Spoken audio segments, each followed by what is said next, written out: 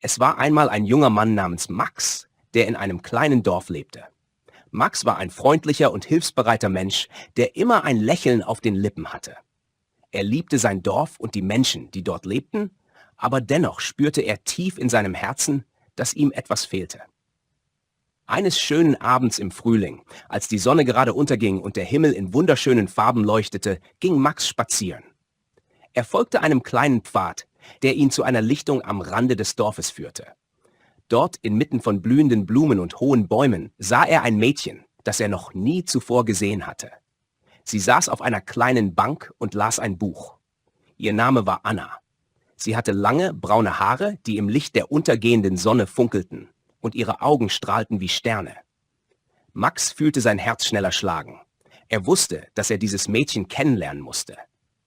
Am nächsten Tag, als die Sonne gerade aufging, pflückte Max die schönsten Blumen, die er finden konnte, und machte sich auf den Weg zu Annas Haus. Er klopfte an die Tür und wartete gespannt. Als Anna die Tür öffnete und ihn sah, lächelte sie freundlich. Max überreichte ihr die Blumen und sagte schüchtern: »Hallo, ich bin Max. Ich habe dich gestern Abend auf der Lichtung gesehen und wollte dich kennenlernen.« Anna nahm die Blumen dankbar an und lud Max ein, sich zu ihr zu setzen. Sie unterhielten sich stundenlang und stellten fest, dass sie viele gemeinsame Interessen hatten. Von diesem Tag an trafen sich Max und Anna fast jeden Tag.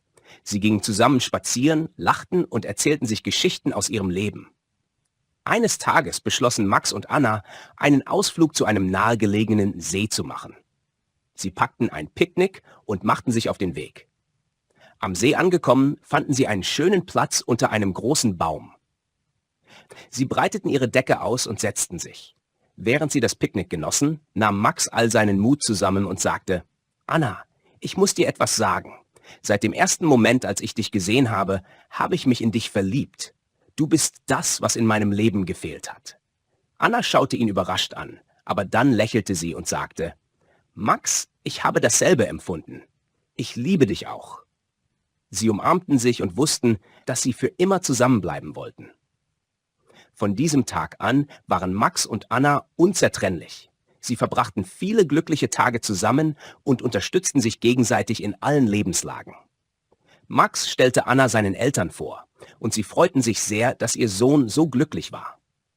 Ein Jahr später beschloss Max, Anna einen Antrag zu machen. Er plante eine Überraschung und führte sie zu dem Ort, an dem sie sich zum ersten Mal begegnet waren. Unter dem Sternenhimmel kniete er sich hin und fragte: »Anna, willst du meine Frau werden?« Mit Tränen in den Augen und einem Lächeln auf den Lippen antwortete Anna: »Ja, Max, das will ich.« Die Hochzeit war ein wunderschönes Fest. Das ganze Dorf kam zusammen, um mit ihnen zu feiern. Es gab Musik, Tanz und viele köstliche Speisen. Max und Anna waren überglücklich und dankbar für die Liebe, die sie gefunden hatten. Nach der Hochzeit zogen Max und Anna in ein kleines Haus am Rande des Dorfes.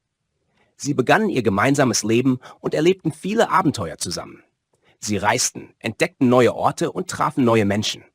Doch egal wohin sie gingen, ihr Zuhause war immer dort, wo sie zusammen waren. Die Jahre vergingen und Max und Anna wurden Eltern von 2 wundervollen Kindern.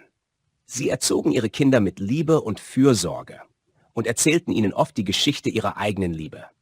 Max und Anna waren stets ein Vorbild für ihre Kinder und lehrten sie, dass wahre Liebe alles überwinden kann. Max und Anna wurden alt, aber ihre Liebe blieb jung und lebendig. Sie erinnerten sich oft an ihre erste Begegnung und die vielen gemeinsamen Abenteuer. An ihrem 50. Hochzeitstag feierten sie ein großes Fest mit ihrer Familie und ihren Freunden.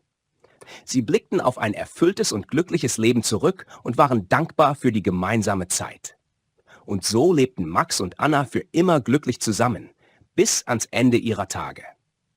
Ihre Liebe war ein leuchtendes Beispiel für alle, die sie kannten, und ihre Geschichte wurde im Dorf noch lange erzählt.